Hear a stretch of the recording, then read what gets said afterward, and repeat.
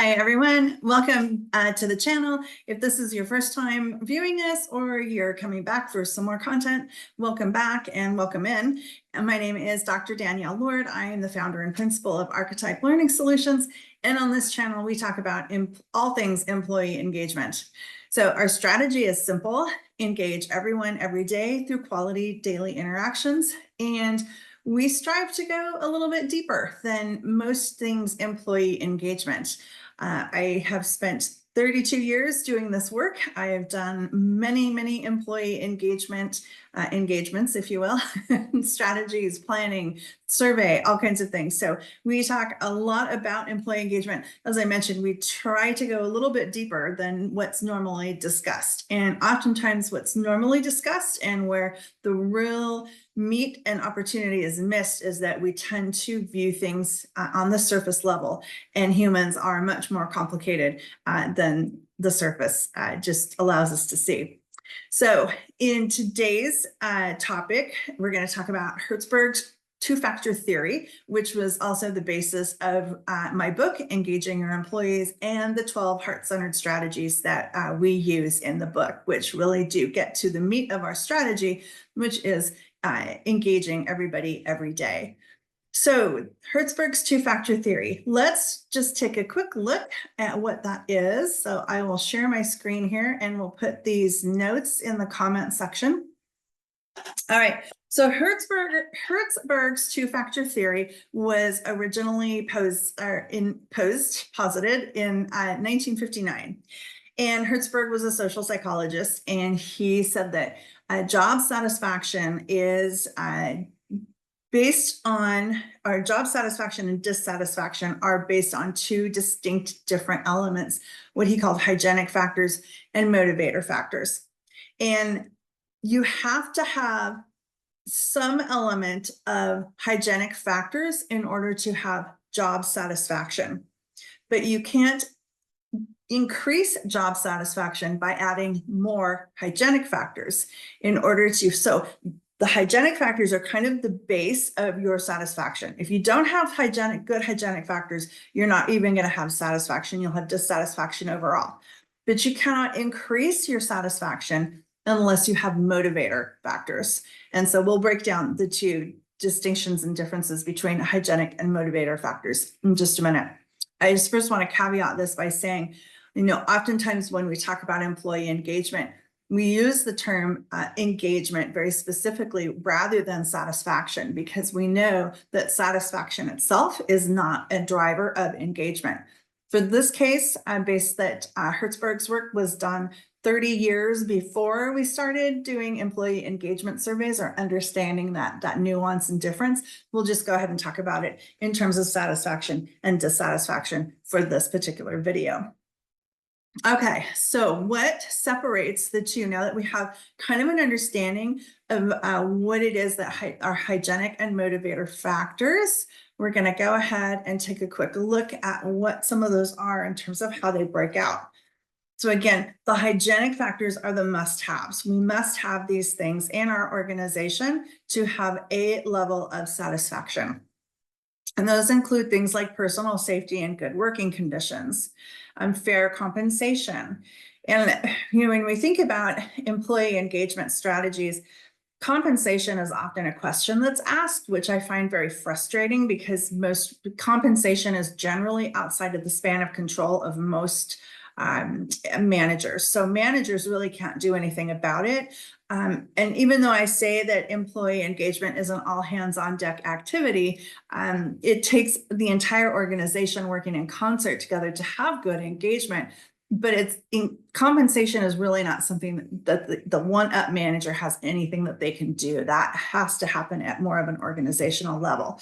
But compensation, fair compensation, good compensation is definitely a hygienic factor. And that includes things like insurance benefits, benefits, 401k, insurance, etc. I oftentimes hear people talking about, you have to have a good 401k program as a retention driver. And it's like, no, that's Maybe a hiring driver. People might select your organization over another if you have a 401k program, but it is not a retention driver because it's a hygienic factor. So that is something that people will make a hiring decision based on, but not necessarily a will I stay. Now, there are some conditions to that. We'll talk about that in another video, but I just wanted to call that out as compensation. Generally, we think about benefits as being part of the compensation package. That is a hygienic factor. Work-life balance is a hygienic factor. I mean, it's just, we have to have work-life balance. If you are expected to be on call 24 hours a day, every day a week, your people are going to get very dissatisfied with that very, very quickly. No one wants to put in that much effort. We have things that happen outside of our life. And then fair or just organizational policies. So the equal application of policies is very, very important.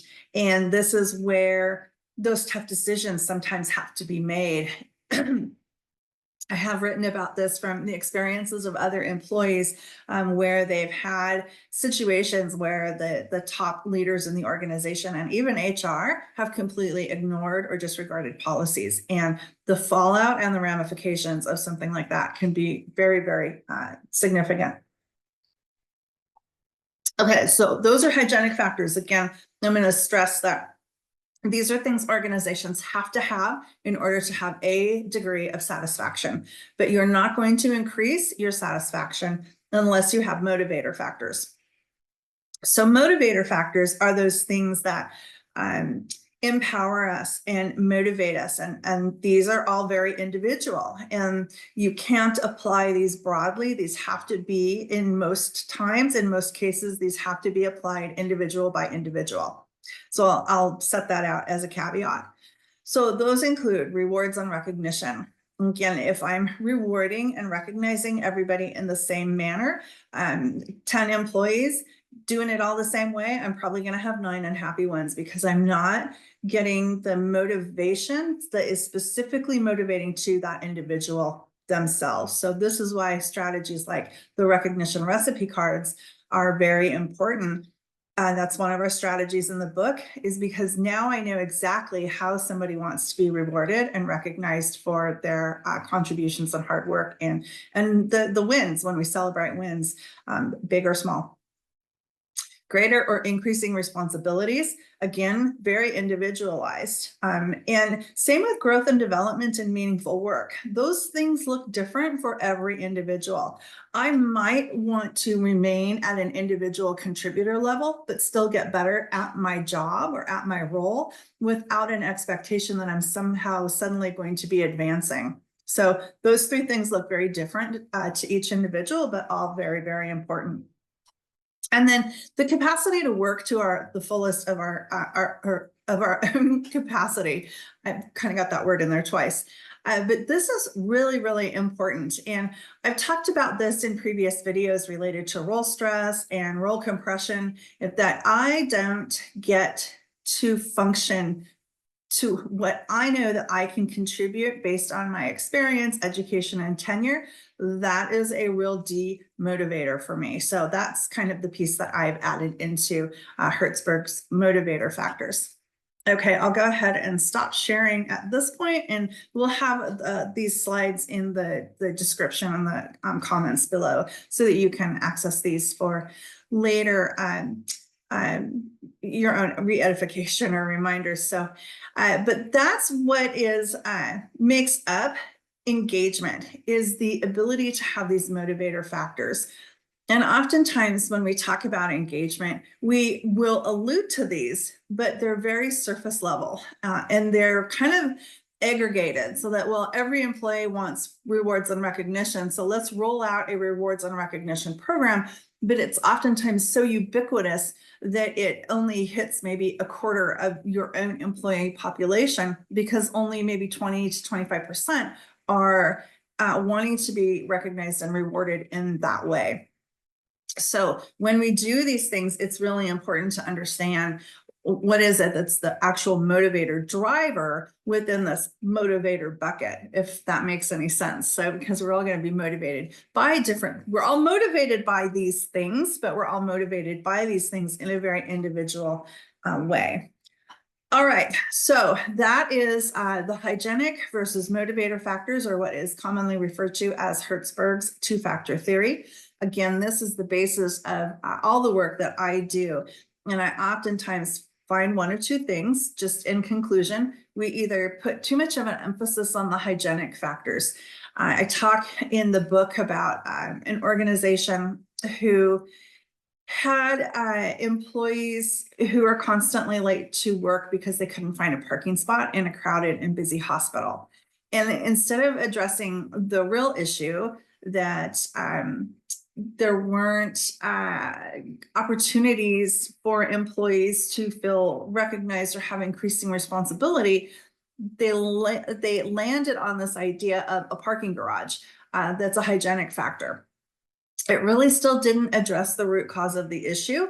And it was very, very expensive. So that's the other piece about hygienic factors, is they tend to be very expensive, where oftentimes the motivator factors really cost nothing. So just another thought on the hygienic versus the motivator factors. Okay, so where was I? I kind of digressed there, but the hygienic factors have to have for satisfied employees, but adding more or beefing up your hygienic factors is not going to get you to that place of increased engagement. That comes from the right side of the column, which is the motivator factors. And those all have to be very individually applied.